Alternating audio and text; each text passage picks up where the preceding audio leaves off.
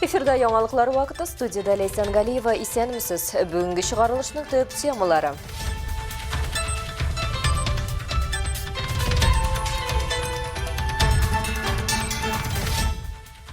Ничек дәваланырга? Татарстанда гриппка каршы вакцинация башланды.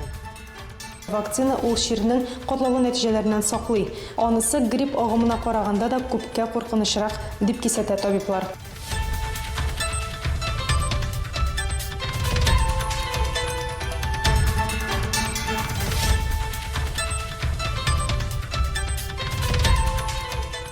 Ихтибар балалар, юл хәрәкәте иминлеге белгечләре очрашулар оештыра.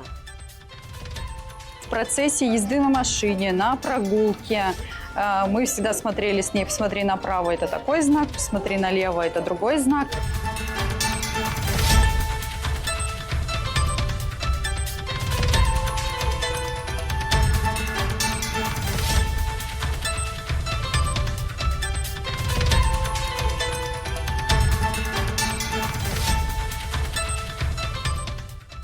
Ауыр атлетика. Йөзгә якын спортчы республикасы беренчелегендә катнашты. Все время тренер поддерживает, это меня успокаивает. Поддержка родителей тоже на первом месте.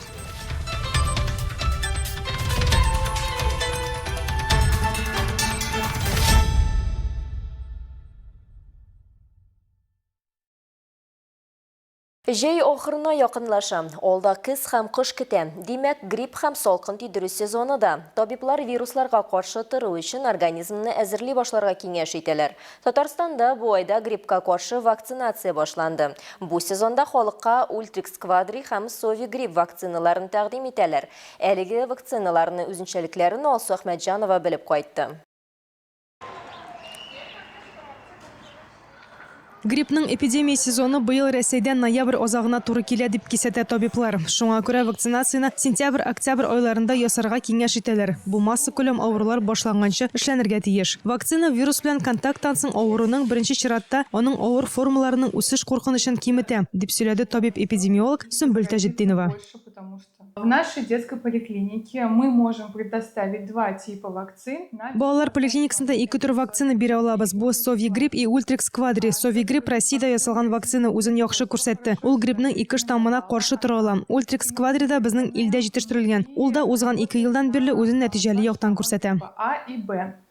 Также у нас есть Ультрикс Квадри. Это также российская вакцина. Она себя очень хорошо, эффективно показала в прошлые и позапрошлые года. Ультрикс Квадри 4 валентлы вакцина. Онда А һәм Б грипп вирусларының антигеннары бар. Ул бу эпидемия сезонында территорияда әйләнәчәк патоген штаммнарына каршы иммунитет булдыруга ярдәм итә. Вакцина тулысынча куркынычсыз һәм грипп инфекциясе үсешенә сәбәп тә була алмый, дип өстәде ул. Она безопасна и не вызывает осложнений.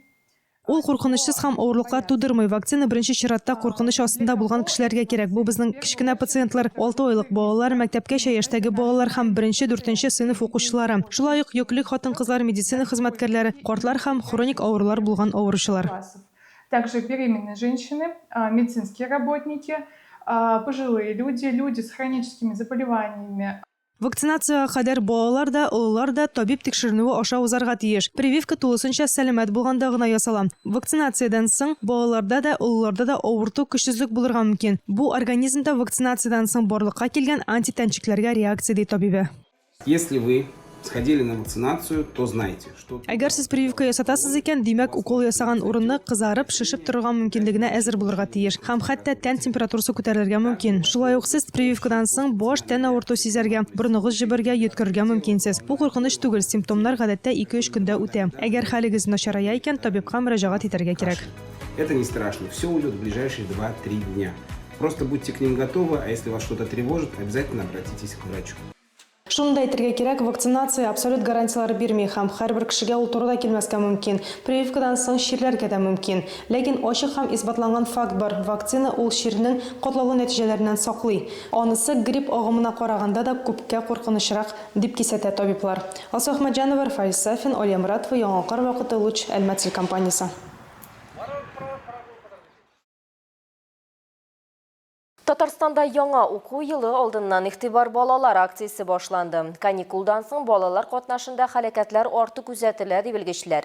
Ел башыннан республика юлларында йөзләрчә фаҗига теркәлгән. 7 бала һәлак булган, дистәләре җәрәхәтләр алган. Шуңа күрә инспекторлар һәм юл хәрәкәте иминлеге белгечләре төрле мәйданчыкларда очрашулар оештыра. Балаларга юл йөрү кагыйдәләрен искә төшерәләр, ата-аналарга исә җаваплылык турында сөйлиләр. У кого вообще есть световозвращатель? Фликер. Молодцы. Монда очрашуларның берсе ял лагерында узды. Биредә балалар белән юл аша кайчан чыгарга яраганын, җәмәгать транспортыннан ничек куркынычсыз төшәргә кирәклеген сөйләштеләр. Инспекторлар реаль хәлакәтләр турында да сөйләп узды. Бу мисаллар аша балалар игътибарлырак булырга өйрәнә.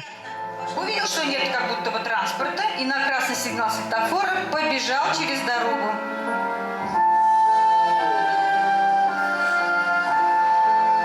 Машины на большой скорости. Произошел наезд, мальчик погиб. Балаларга велосипедта йөргәндәге кагыйдәләр дә искә төшерелде. Бурылыш алдыннан кул белән сигнал бирү, җәяүләр юлын бары тик җәяү чыгу, юлга чыкканчы яктырткыч кайтаргыч элементлар куллану. На себя надо надеть защитную экипировку, шлем, наколенники и налокотники. Укучылар үзләре дә кагыйдәләрне яхшы белүләрен күрсәтте, ә кайберләре кечкенә туганнарына да үрнәк булып тора. Он когда начинает бежать на пешеходном переходе, я ему говорю, не беги, а ему всегда бежать хочется. И я ему говорю, так нельзя, и он понимает это все. Ә шәһәрдәге чара супермаркет майданчыгында узды. Биредә балалар пазл җыйды, юл билгеләрен ясады, ребуслар чиште. Мондый уеннар аша белемнәр ныгый, әти-әниләр дә катнаша. С какого возраста точно сказать не могу. Когда она уже начала воспринимать все эти правила, в процессе езды на машине, на прогулке, мы всегда смотрели с ней, посмотри направо, это такой знак, посмотри налево, это другой знак. Белгечләр ассызлыклый. Күп очракта фаҗига бала гаебе аркасында түгел, ә олыларның игътибарсызлыгы нәтиҗәсендә килеп чыга. Шуңа күрә ата-аналарга балаларны дөрес итеп йөртү, автокресло куллану һәм юлда һәрчак сак булу кирәк. По республике, нужно сказать, за 7 месяцев этого года погибло 7 детей. 6 детей из них были пассажирами. К сожалению, это еще раз взрослым нужно напомнить о правилах безопасного перевозки несовершеннолетних в автомобиле, о соблюдении правил дорожного движения. Акцияга сәүдә шелтерләре дә кушылды. Балаларга махсус дәфтәрләр һәм яктылык кайтарту элементлары өләштеләр. Алар көзге кичләрдә җәяүленеп күренерлек итә һәм бу кечкенә генә әйбер гомер саклап кала ала. Иногда у нас, к сожалению, даже родители не полностью помнят все эти правила. И многие дети, когда приходят, они начинают рассказывать родителям о том, что мы посетили вот такое мероприятие, нам рассказали вот это, как правильно держать меня за руку, когда мы переходим дорогу и так далее. Инспекторлар искәртә, 7 яшькә кадәр балалар бары тик автокреслода йөртелергә тиеш. Мәктәп укучыларына исә кичке вакытта яктылык кайтартучы элементлар куллану мәҗбүри. Алда яңа уку елы һәм юлларда саклык күрсәтү һәрберебезнең бурычы. Сентябрьнең 1-нче якшәмбесендә нефть һәм газ сәнәгате хезмәткәрләре үзләренең һөнәри бәйрәмнәрен билгеләп үтә. Икътисадыбызның бу мөһим өлкәсендә күп санлы белгечләр хезмәт куя. Араларында скважиналарны капиталь ремонтлаучылар да бар. Аларны еш кына скважина хирурглар дип атыйлар. Тик хирурглардан аермалы буларак алар зур тирәнлектә эшлиләр. Алар да җиһазларның эшкә сәләтен торгызу өчен барысында төгәл һәм дөрес башкарырга тиешләр. Бәйрәм алды скважина хирурглары ветераннарын хөрмәтләп, оешма хезмәткәрләрен бүләкләделәр һәм компаниянең төп казанышларын ассызыкладылар.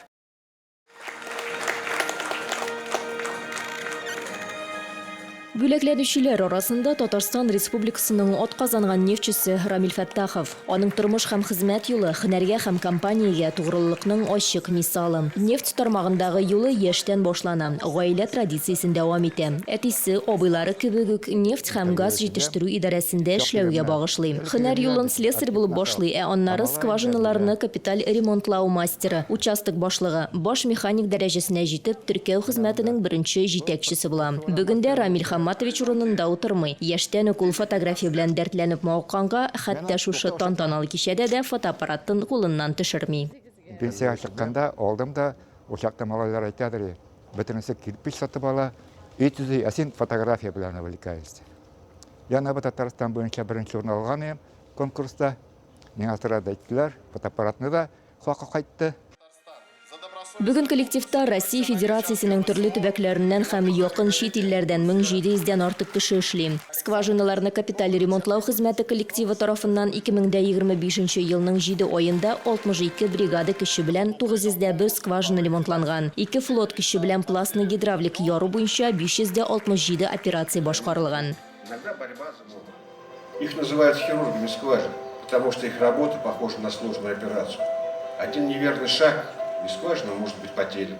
Нефть ятмаларының эшләве капиталь ремонтчылардан тора. Алар чын скважина хирурглары нәкъ шулай дип Татнефть компаниясенең 75 еллыгы уңаеннан конкурс кысаларында әлеге геройларга багышланган кино булдырылган. Капитальный ремонт скважин – это не просто замена труб, это целая наука, которая появилась еще в середине 20 века, когда старые скважины начали уставать.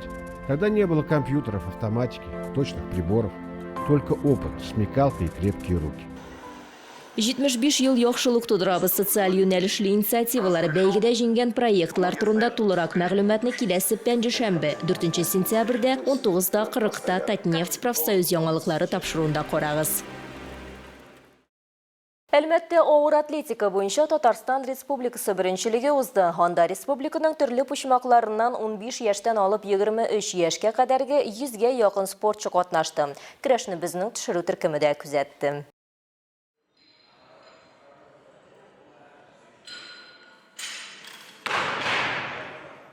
Ауыр атлетика һәркем өчен түгел. Әлеге спорт төре техника һәм ныклылык таләп итә. Сабира Бортникова Казан спортчысы. Беренчелектә беренче тапкыр гына катнашмый. Элек ирекле көрәштә үскән. Хәзер ауыр атлетика белән шөгыльләнә. Бүген ул 2 күнегү башкарды, 75 килограммлы штанганы күтәрде һәм 91 килограммлысын этте. Сабира сүзләренчә, ярышларда төрлечә чыгыш ясарга була. Барысы да спортчының әзерлегеннән һәм физик көченнән тора.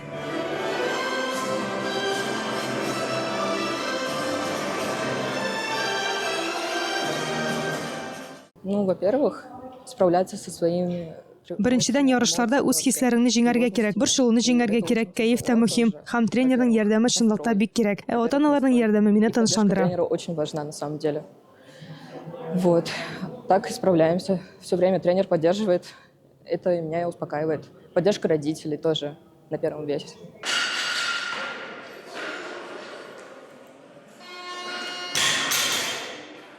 Ауыр атлетикада хөкемдарлар күнегүләрнең дөрес үтәлүен күзәтә. Беренче чиратта штанга күтәрелүен бәяли. Гәүдәнең дөрес торышына, күтәрелүнең барлык техник аспектларына игътибар бирә. Ярышта кызлар да, егетләр дә катнаша. Хөкемдарлар әйтүенчә, кызмы, егетме, бәя бер. Пожелать, конечно, чтобы соревнования прошли. Һәрбер спортчыга уңышлар телим. Иң мөһиме авыртуларсыз булсын иде ярышлар. Алар бит бик катлаулы. Оештыручыларга да рәхмәт әйтәм. Бик җылы каршы алдылар. Часть тренера, спортсмен. Вот, и поэтому в добрый путь. Спасибо огромное проводящей еще раз организации за такой теплый прием. Ярышлар 2 көн дәвам итте. Анда 15 яшьтән 23 яшькә кадәрге спортчылар штанга күтәреп чыгыш ясады. Асыл Ахмаджанова, Рафаэль Сафин, Яңалкыр вакыты, Луч, Әлмәт телекомпаниясе.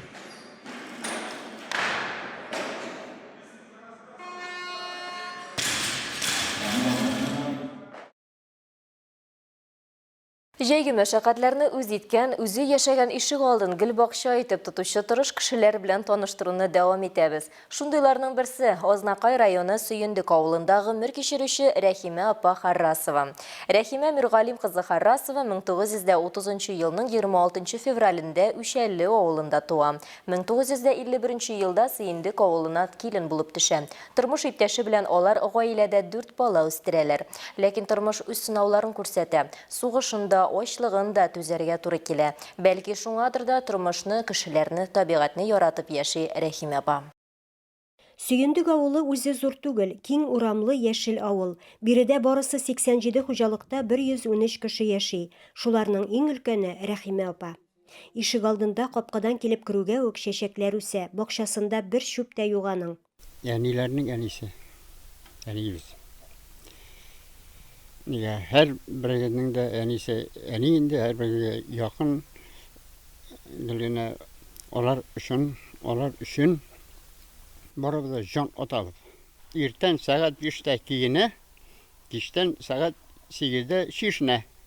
И бың, тегінде ямында.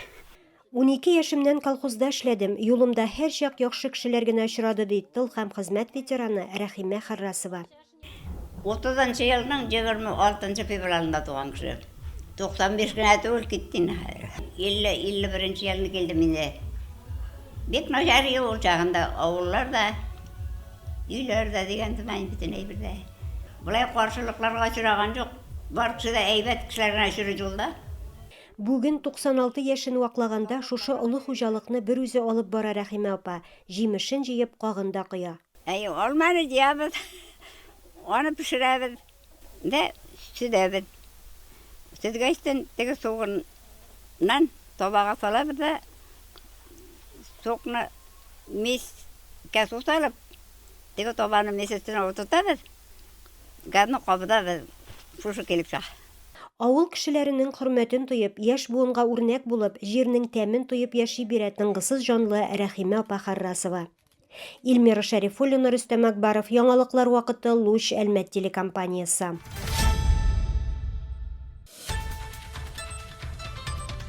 Бүгенге шулар иде. Мин Ләйсән Галиева һәм монтаж операторы Динара Гайнетдинова сезнең белән сау булашабыз. Исән сау булыгыз.